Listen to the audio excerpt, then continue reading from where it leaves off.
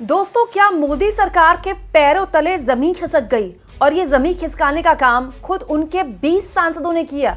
ऐसा कैसे हो सकता है दोस्तों कि पार्टी व्हिप जारी करे, 3 लाइन का व्हिप, और 20 सांसद, जी हां 20 सांसद उस व्हिप का उल्लंघन कर दें?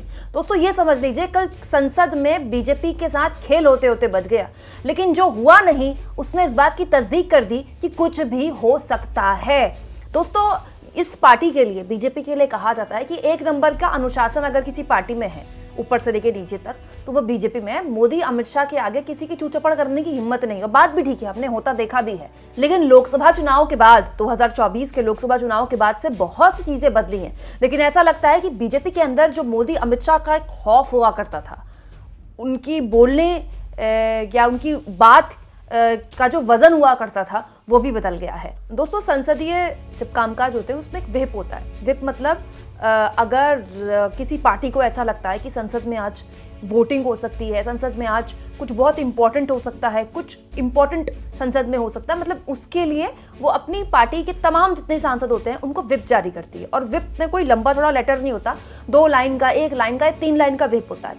बीजेपी ने वन नेशन वन इलेक्शन का बिल पेश करना था, तो इसके लिए पार्टी के जितने नेता थे या पार्टी के जितने सांसद थे लोकसभा के अंदर, सबको 3 लाइन का व्हिप जारी किया था। व्हिप, अगर आपने व्हिप का उल्लंघन किया तो मतलब आपकी सदस्यता भी जा सकती है। व्हिप इतना इंपॉर्टेंट होता है किसी भी दल के लिए, क्योंकि अगर 1% वोटिंग हो गई और आप नहीं है एक सांसद के तौर पर, तो आपकी पार्टी को खतरा हो सकता है। लेकिन बीजेपी ने इसके लिए व्हिप जारी किया था, मतलब बीजेपी के जितने भी सांसद हैं उनको प्रेजेंट होना था, उनको मौजूद होना था संसद के अंदर। लेकिन क्या आप ये सोच सकते हैं दोस्तों कि बीजेपी के 1, 2, 3, 5, 10, 15, जी नहीं, पूरे के पूरे 20 सांसदों ने व्हिप का उल्लंघन किया है। और ये व्हिप का उल्लंघन करने वाले तमाम सांसद ऐसे नहीं है जिनको आप नहीं जानते। ज्योतिरादित्य सिंधिया, जिनकी आधी जिंदगी संसद में ही गुजरी है, अब इस सरकार में संसद में गए हैं, पहले उस सरकार में संसद में गए थे।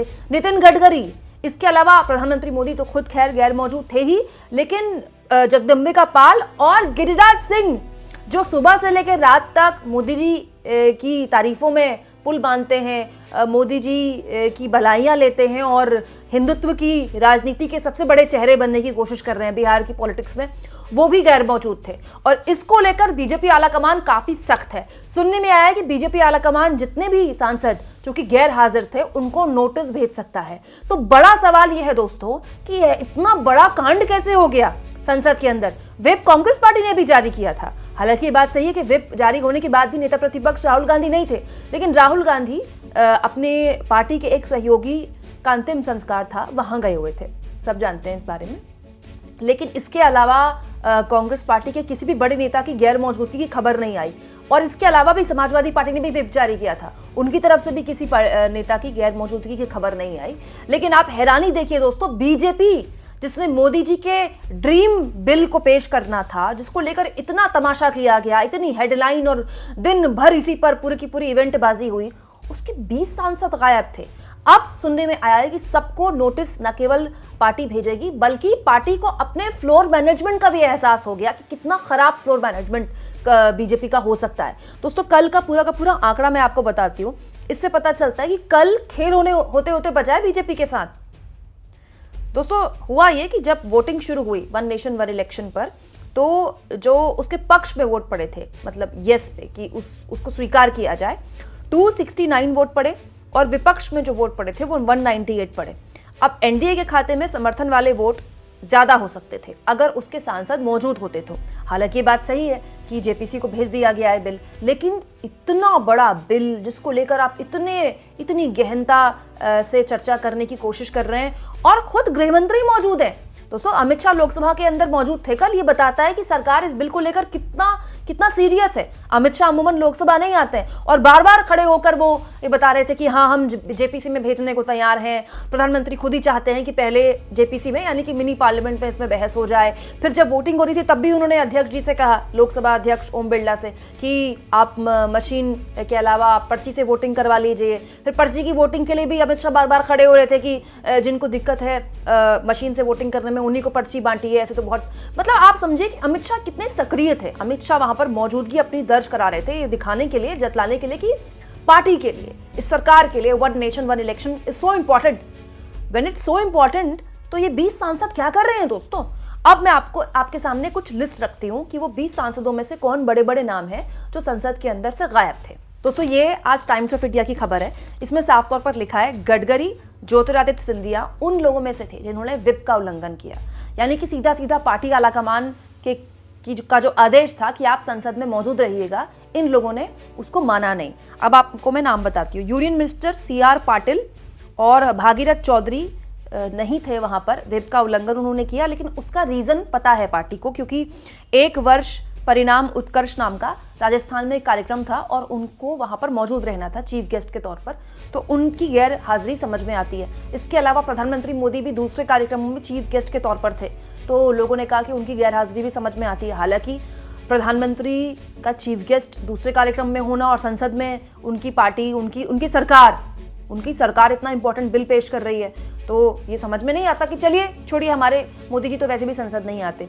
लेकिन उसके अलावा कुछ नाम देखिए यहाँ पर टाइम्स ऑफ इंडिया ने लिखे हैं। यूनियन मिनिस्टर नितिन गडकरी, ज्योतिरादित्य सिंधिया, गिरिराज सिंह, जगदम्बिका पाल और शांतनु ठाकुर। दोस्तों ये सब छोटे लोग नहीं है, सब बड़े लोग हैं।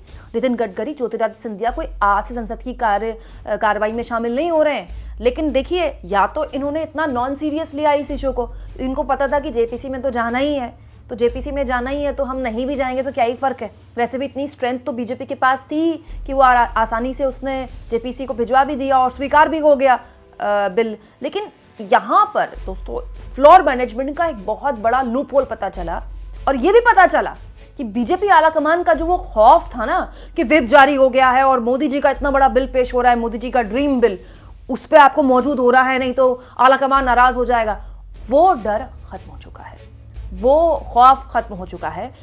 क्या ये सरकार बहुमत में है भी? ये सवाल उठाकर आदित्य ठाकरे ने एक नई बहस छेड़ दी।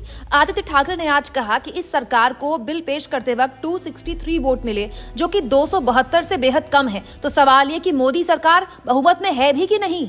यहाँ इस बात पर भी मैं गौर करवाना चाहती हूँ आपको दोस्तों कि विपक्ष की पूरी मौजूदगी थी। इंडिया गठबंधन ने एक बार फिर से इस मुद्दे के जरिए अपनी एकता को बुलंद आवाज में संसद के अंदर कल लोकसभा के अंदर प्रकाशित किया, और ये भी बताया है कि अलग अलग मुद्दों पर भले ही वो उनके स्वर अलग हो सकते हैं। जैसे अडानी के मुद्दे पर ममता बनर्जी कुछ बोलती हैं, अखिलेश यादव की पार्टी कुछ बोलती है, लेकिन जब कोई ऐसा मुद्दा आता है जिसमें उनको लगता है कि अगर इंडिया गठबंधन एक नहीं हुआ तो बहुत मुश्किल हो जाएगी, तो इंडिया गठबंधन एक हो जाता है। अब देखिए इंडिया गठबंधन ने एक मुश्त अपनी मौजूदगी दर्ज कराई है, और वो मौजूदगी दर्ज करा के इंडिया गठबंधन ने साबित किया कि वो न केवल सरकार का विरोध करने के लिए किसी भी मुद्दे पर एक बार फिर से एक साथ आ सकती है, बल्कि इस मुद्दे के जरिए मुझे ऐसा लगता है कि वन नेशन वन इलेक्शन पर जितनी आगे बहस होगी ना, इंडिया गठबंधन की एकता और मजबूत होगी। क्योंकि ये जो पूरा का पूरा बिल है, ये फेडरल स्ट्रक्चर के एक तरह से खिलाफ बताते हैं, जानकारी बताते हैं कि फेडरल स्ट्रक्चर के खिलाफ है। जो केंद्र की सरकार है उसको हद से ज्यादा ताकत दी गई है, जबकि हमारा जो देश है वो राज्यों से बना हुआ देश है ना। हमारे देश में ऐसा नहीं है कि केंद्र, ऑफ कोर्स केंद्र की ताकत तो ज्यादा होगी, फॉरेन मिनिस्ट्री केंद्र के पास है, इसके अलावा सारे बड़े फैसले तो प्रधानमंत्री लेते हैं, उनकी सरकार लेती है। लेकिन जैसा कि कल गौरव गोगोई ने भी बोला और बाकी सांसदों ने भी बोला कि चुनाव आयोग को हद से ज्यादा पावर दी गई है, राष्ट्रपति को हद से ज्यादा पावर दी गई है, और इस एक बिल के जरिए केंद्र हद से ज्यादा पावरफुल हो जाएगा। जब चाहे वो किसी राज्य में सरकार गिरा देगा, जब चाहे वहां राष्ट्रपति शासन लागू करवा देगा। तो ये एक ऐसी स्थिति में देश को पहुंचा देगा जहां पर एब्सोल्यूट पावर होगी केंद्र के पास। और दोस्तों जो क्षेत्रीय दल हैं इससे, जैसे पश्चिम बंगाल में तृणमूल कांग्रेस है, समाजवादी पार्टी उत्तर प्रदेश में है, आरजेडी बिहार में है, स्टालिन की पार्टी तमिलनाडु में, क्षेत्रीय दलों को इससे बहुत नुकसान होगा। क्योंकि आप देखिए 2019 में चुनाव हुआ था किस पे, सर्जिकल स्ट्राइक के नाम पर। अगर 2019 जैसा कोई सेंटीमेंट दोबारा से आ जाए तो नेशनल मुद्दों पर जब चुनाव होने लगेंगे और देश और राज्य के एक साथ चुनाव होने लगेंगे, तो फिर जो परिणाम है वो बदल सकते हैं। क्योंकि अभी राज्यों के चुनाव अलग होते हैं, देश के चुनाव अलग होते हैं। अब आप 2024 का उदाहरण ले लीजिए। 2024 में राजस्थान और मध्य प्रदेश में शानदार जीत दर्ज की थी बीजेपी ने, लेकिन राजस्थान में जहां उसने 6 महीने पहले सरकार बनाई थी, वहां कितना डेंट पहुंचा लोकसभा चुनाव के नतीजों में। कई ऐसी सीटें थी जो कि बीजेपी से कांग्रेस ने छीन ली। वही हाल हरियाणा का था। हरियाणा में लोकसभा चुनाव में अलग तरह से वोट पड़ा, विधानसभा चुनाव में अलग तरह से वोट पड़ा। वही हाल महाराष्ट्र में भी था, क्योंकि अलग अलग चुनाव में अलग अलग सेंटिमेंट होता है। और ये भी माना जाता है कि बार बार जब चुनाव होते हैं तो सरकार थोड़ा प्रेशर में आती है। अगर यूपी में चुनाव ना होता तो क्या किसान आंदोलन के लिए किसानों से हाथ जोड़कर मोदी जी माफी मांगते? नहीं मांगते। मतलब कोई भी सरकार, फिर क्या ही फर्क है उसको, क्योंकि 5 साल बाद उसको चुनाव में जाना है और 5 साल बाद स्थितियां क्या होंगी, वो कैसे स्थितियों को बदल देगा, वो एक अलग मसला है। इसीलिए विपक्ष ने इसमें एकजुटता दिखाई जब ये बिल पेश किया गया, लेकिन बीजेपी की जो दरारें हैं वो साफ तौर पर दिखाई दी। आपको क्या लगता है कमेंट बॉक्स में जरूर लिखें और जितना हो सके चैनल को शेयर करें, सब्सक्राइब करें और थैंक्स और ज्वाइन के ऑप्शन से अगर आप चाहें तो कुछ आर्थिक मदद भी चैनल की जरूर करें।